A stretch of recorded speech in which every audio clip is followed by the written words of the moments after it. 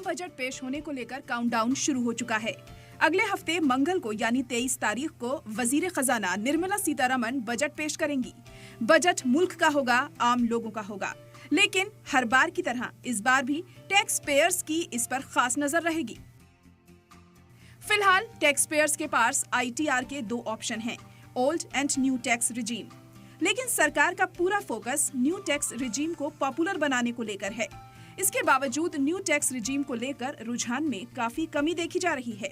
New tax regime को attractive बनाने के लिए सरकार ने इसमें टैक्स के कम स्लैब को रखा, स्टैंडर्ड डिडक्शन का फायदा दिया, लेकिन फिर भी न्यू टैक्स रिजीम जोर नहीं पकड़ पा रही है। आखिर क्यों? ऐसे वो कौन से कदम हो सकते हैं जो न्यू टैक्स रिजीम को पॉपुलर बना सकते हैं? तो सबसे पहले बात करते हैं न्यू टैक्स स्लैब के तहत इनकम पर मिलने वाली बुनियादी छूट की।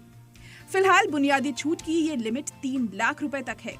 सरकार अगर इस सरहद को बढ़ाकर 5 लाख कर देती है और टैक्स के छूट के दायरे को 7 लाख से बढ़ाकर 10 लाख रुपए कर देती है, तो ज्यादा से ज्यादा लोग इस तरफ शिफ्ट हो सकते हैं।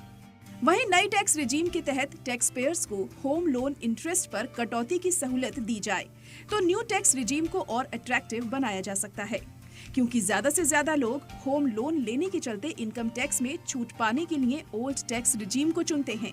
अगर यह विकल्प नई टैक्स रिजीम में मिलने लगे तो नई टैक्स रिजीम को पॉपुलर बनाया जा सकता है। मेडिकल इंश्योरेंस प्रीमियम पर इनकम टैक्स में छूट की बात करें तो ये अभी न्यू टैक्स रिजीम के तहत नहीं मिलती है, जबकि नौकरी पेशा लोगों का एक अहम हिस्सा मेडिकल इंश्योरेंस प्रीमियम पर जाता है। ऐसे में ऐसे लोग इसका फायदा लेने के लिए ओल्ड टैक्स रिजीम को चुनते हैं।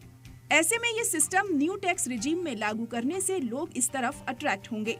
वहीं स्टैंडर्ड डिडक्शन की बात करें तो सरकार ने ओल्ड और न्यू दोनों टैक्स रिजीम में इसे अभी भी 50,000 रुपए पर फिक्स कर रखा है।